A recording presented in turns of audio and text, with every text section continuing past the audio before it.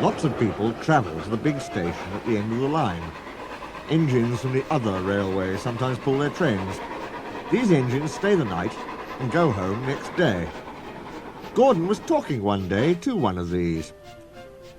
"When I was young and green," he said, "I remember going to London. Do you know the place? The station's called King's Cross." "King's Cross?" snorted the engine. "London's Euston. Everybody knows that." "Rubbish," said Duck.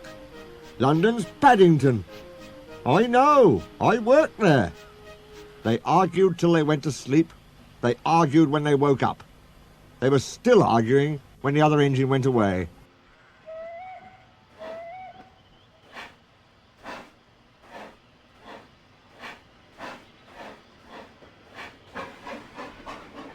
"Stupid thing," said Gordon crossly. "I've no patience." "Stupid yourself," said Duck. "London's Paddington. Paddington, do you hear?" "Stop arguing," James broke in. "You make me tired. You're both agreed about something anyway." "What's that?" "London's not Euston," laughed James. "Now shut up." Gordon rolled away, still grumbling. "I'm sure it's King's Cross. I'll go and prove it." But that was easier said than done. London lay beyond the big station, at the other end of the line. Gordon had to stop there. Another engine then took his train. "If I didn't stop," he thought, "I could go to London." One day he ran right through the station. Another time he tried to start before the fireman could uncouple the coaches. He tried all sorts of tricks, but it was no good.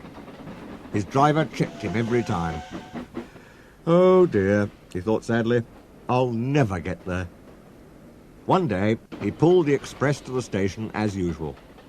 His fireman uncoupled the coaches, and he ran on to his siding to wait till it was time to go home. The coaches waited and waited at the platform, but their engine didn't come. A porter ran across and spoke to Gordon's driver. "The inspector's on the platform. He wants to see you."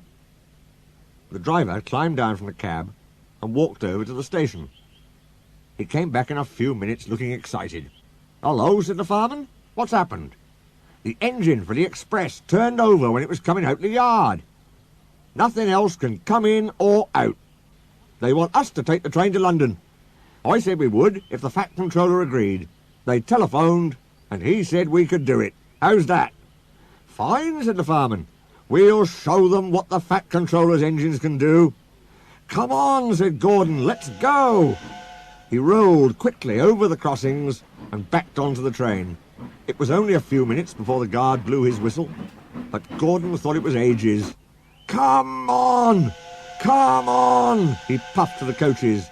"Come on, come on, come on, come on, come on, come on, come on! We're going to town, we're going to town," sang the coaches. Slowly at first, then faster and faster. "We're going to town, we're going to town, we're going to town, we're going to town."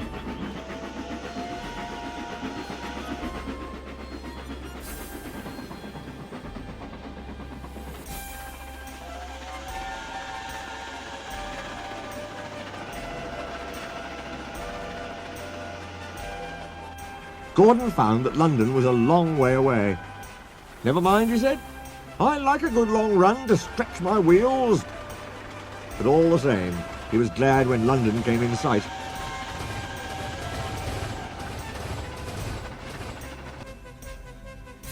The Fat Controller came into his office next morning. He looked at the letters on his desk. One had a London postmark. "I wonder how Gordon's getting on," he said. The station master knocked and came in. He looked excited. "Excuse me, sir, have you seen the news?" "Not yet, why?" "Oh, just look at this, sir." The Fat Controller took the newspaper. "Good gracious me," he said. "There's Gordon. Headlines, too. Famous engine at London station. Police called to control crowds." The Fat Controller read on, absorbed. Gordon returned next day. The Fat Controller spoke to his driver and fireman. "I see you had a good welcome in London." "We certainly did, sir. We signed autographs till our arms ached. and Gordon had his photograph taken from so many directions at once that he didn't know which way to look. Good, smiled the Fat Controller.